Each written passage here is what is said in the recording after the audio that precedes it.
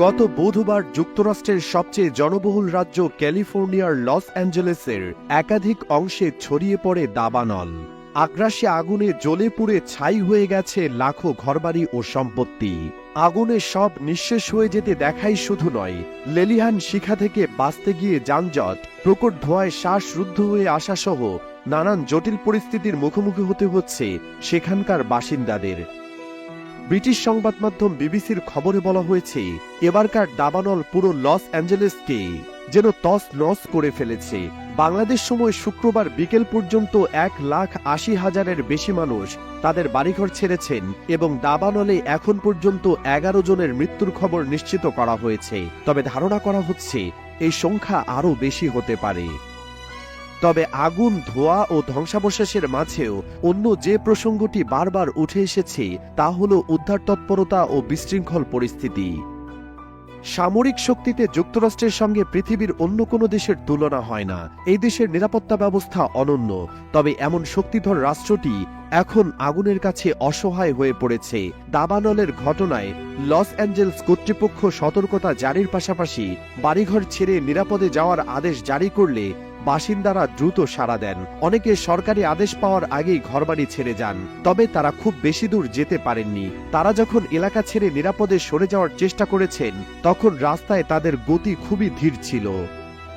বুধবার Pacific Palisades এলাকার বাসিন্দারা যখন পালাচ্ছিলেন তখন মালিবুর দিকে যাওয়া প্রধান সড়ক প্যাসিফিক কোস্ট হাইওয়ে যানজটের কবলে পড়ে।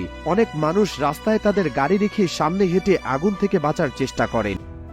প্যাসিফিক প্যালিসেডস কমিউনিটি কাউন্সিলের সাবেক চেয়ারম্যান মারিয়াম জার জানান, আগুনের কারণে বাড়িঘর ছেড়ে পালিয়ে যাওয়ার সময় এই গাড়িগুলো বাধার মুখে পড়ে। প্রায় আধ ঘন্টা ধরে কেউই চলাচল করতে পারেনি এবং আমি 45 মিনিট ধরে রাস্তায় আটকে ছিলাম।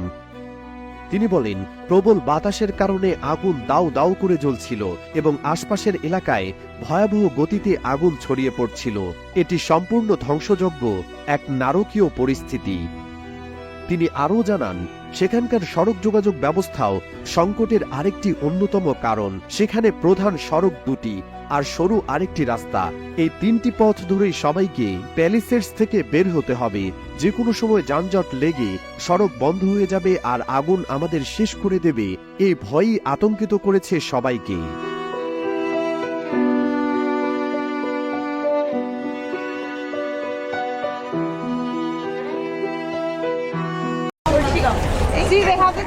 হাজার হাজার মানুষ সবাই দাঁড়িয়ে আছেন ত্রাণের জন্য।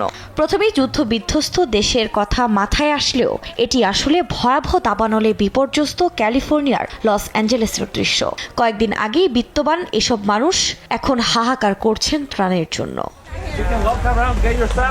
গেল কয়েকদিনের ভয়াবহ দাবানলে বিপর্যস্ত লস অ্যাঞ্জেলেসের সম্প্রতি বাতাসের গতি কিছুটা কমায় আগুন নিয়ন্ত্রণে আসার আলো দেখা যাচ্ছিল। তবে গতি বাড়ার পূর্বাভাস দেওয়া হয়েছে। যুক্তরাষ্ট্রের ন্যাশনাল ওয়েদার সার্ভিস পূর্বাভাস দিয়েছে, আগামী কয়েকদিন ঘন্টায় 30 মাইল গতিতে বয়ে যাওয়া বাতাস এ সময় 70 মাইলে পৌঁছাতে পারে। এতে আতঙ্কিত স্থানীয়রা। আমরা একেবারেই আতঙ্কিত। আমরা সবকিছু পিছনে ফেলে এসেছি। আমাদের কোনো বীমা নেই। যদি বাতাস আগুনকে উড়িয়ে দেয় আমরা সবকিছু হারাতে পারি। আশা করছি যে এটি ঘটবে না, তবে আমরা খুব ভয় পাচ্ছি। যদিও পরবর্তী রাউন্ড দাবানলের জন্য পূর্ণ প্রস্তুতি গ্রহণের কথা জানিয়েছেন LA কর্মকর্তারা। আমরা প্রস্তুত। লস অ্যাঞ্জেলেসের পরিস্থিতি যেন স্বাভাবিক হয়, আমরা এর জন্য সবকিছু করার জন্যই প্রস্তুত রয়েছি। সংস্থাটি আরও জানায়, বর্তমানে লস অ্যাঞ্জেলেসে ভয়াবহ রূপ নিচ্ছে আরও 6টি দাবানল। এর মধ্যে প্যালিসেডসে নতুন করে আগুন আরও 1000 একর এলাকায় ছড়িয়েছে। 6 দিনের বিপর্যয়ে লস অ্যাঞ্জেলেসে 12,000 অবকাঠামো ধ্বংস হয়ে গেছে। ঝুঁকির মুখে রয়েছে 57,000 অবকাঠামো। তাদের মতে এখন পর্যন্ত প্যালিসেডসের দাবানল মাত্র 11% নিয়ন্ত্রণে আনা গেছে। প্রাণ বাঁচাতে এলাকা ছেড়ে যেতে বলা হয়েছে 1,53,000 মানুষকে। বাড়ি ছাড়া হতে পারে আরও 1,66,000 বাসিন্দা। এদিকে যুক্তরাষ্ট্রের দাবানলের সবচেয়ে সাধারণ কারণ বজ্রপাত হলেও প্যালিসেডস এলাকায় বজ্রপাতের কোনো রেকর্ড করা হয়নি। এ পরিস্থিতিতে তদন্তকারীরা আগুনের সম্ভাব্য বিভিন্ন উৎস খতিয়ে দেখছেন।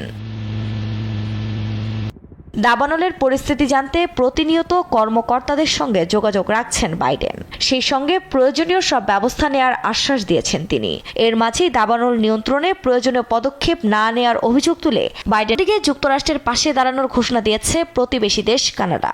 ক্যালিফোর্নিয়ার দাবানলের বিরুদ্ধে লড়াই করতে 60 জন দমকল কর্মী পাঠানোর কথা জানিয়েছেন দেশটির প্রধানমন্ত্রী জাস্টিন ট্রুডো।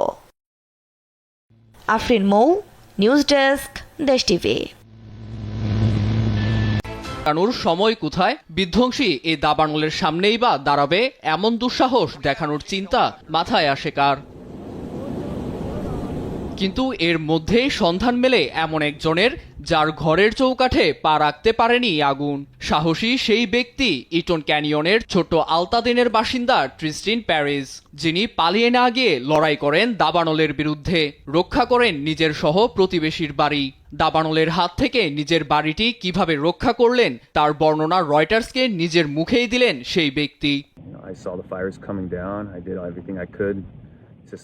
আমি নিজের আর আশেপাশের বাড়িগুলো বাঁচানোর জন্য সাধ্যমতো চেষ্টা করেছি। সে সময় আমার সামনে আগুনের লেলিহান শিখা ধোঁয়া কুণ্ডলি পাকিয়ে উপরে উঠছে, আর ছাইগুলো তুষারের মতো নিচে নেমে আসছে। শ্বাস নেওয়া কষ্ট হয়ে যাচ্ছিল। দাবানলের সঙ্গে লড়াই চালিয়ে যাওয়া প্যারিস আরও জানান, ছায়ের সঙ্গে স্ফুলিঙ্গ উড়ে এসে মুহূর্তেই গাছের ডালপালাগুলোতে আগুন ধরে যায়। এ সময় প্রতিবেশীর রাখা বুলেটগুলোতে আগুন লাগলে বিস্ফোরণের শব্দ কানে আসে। সঙ্গে ঘরে ঘরে মজুদ গ্যাস সিলিন্ডারগুলোও বিস্ফোরিত হতে থাকে। চোখে তখন কিছুই দেখা যাচ্ছিল না, শ্বাস নিতেও কষ্ট হচ্ছিল। বর্তমান পরিস্থিতিতে 1,35,000 বাসিন্দাকে লস এঞ্জেলেসের দাবানল থেকে নিরাপদ স্থানে সরে যাওয়ার নির্দেশ দেয় এলএ কাউন্টির